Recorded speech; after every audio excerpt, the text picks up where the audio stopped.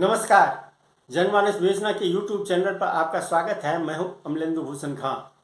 खुल गया कोरोना का राज और दवा कंपनियों का गठजोड़ का खुलासा। इलेक्टोरल बॉन्ड को लेकर के यानी चुनावी चंदे को लेकर के जिस तरह से सुप्रीम कोर्ट ने अपना रुख अख्तियार किया, उस पर SBI ने चुनाव आयोग को जो ये डेटा सौंपा है और चुनाव आयोग ने जो SBI के डेटा को अपलोड किया है अपने वेबसाइट पर, उससे दवा कंपनियों का राज खुल रहा है। कौन सी दवा कंपनी कितना चंदा किस राजनीतिक पार्टियों को दिया, इसका खुलासा हो रहा है। जो दवा कंपनियां सबसे ज़्यादा चर्चित हो रही हैं, उसमें सीरम इंस्टीट्यूट का नाम सबसे ऊपर है। सन फार्मा हो या फिर डॉक्टर रेड्डीज लैब, ये जो दवा कंपनियां हैं, इसका नाम चंदा देने वालों में, अभी दवा कंपनियों के चंदा देने वालों में बहुत आगे चल रहा है। जो ताज़ा जानकारी सामने आ रही है उसके अनुसार सीरम इंस्टीट्यूट जो है वो लगभग 50 करोड़ से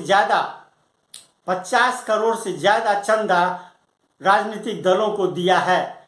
अब इस बात का खुलासा नहीं हो रहा है जो सीरम इंस्टीट्यूट ने किस पार्टी को कितना चंदा दिया या सिर्फ एक ही पार्टी को चंदा दिया।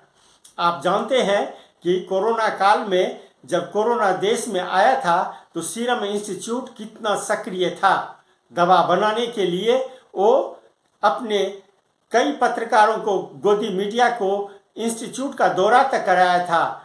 उस काम में केंद्रीय स्वास्थ्य मंत्रालय ने भी काफ़ी सहयोग किया था। गोदी मीडिया सीरम इंस्टीट्यूट का दौरा करके काफ़ी वाहवाही लूट रही थी और उस कंपनी सीरम इंस्टीट्यूट की काफ़ी वाहवाही में जुटी हुई थी।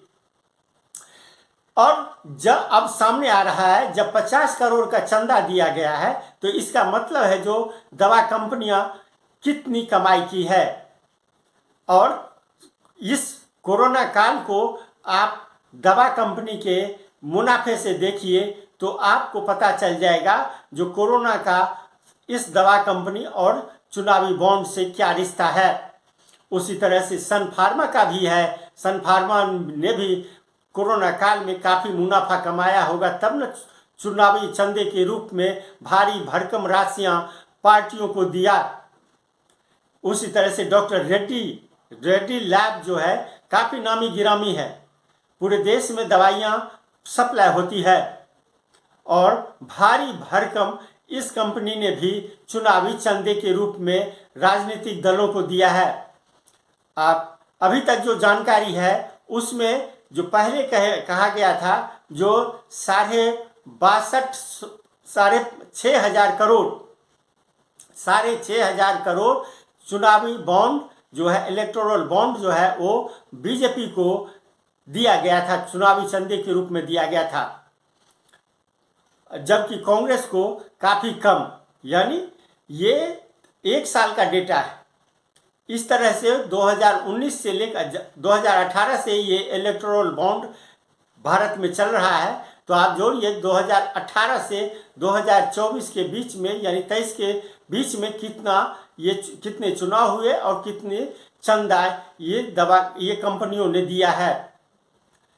जब कोरोना हुआ था, आप याद कीजिए 2019 कोविड-19 का नाम दिया गया था। 19 में ये कोरोना आया था और 15 अप्रैल 2019 से दवा कंपनियां या कोई भी चुनावी कंपनियां, अभी जो डेटा आ रहा है उसके अनुसार से 15 अप्रैल 2019 से सन फार्मा और ये क्या कहते हैं सीरम इंस्टीट्यूट, तो डॉक्टर रेड्डीज लैब, ये सब चंदे के रूप में ये पार्टियों को दिए हैं।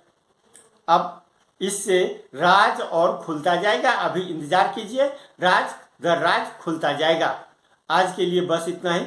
हमें दीजिए आज्ञा। नमस्कार। आप मेरे चैनल को जरूर लाइक करें और सब्सक्राइब करें। आपका बहुत बहुत धन्यवाद।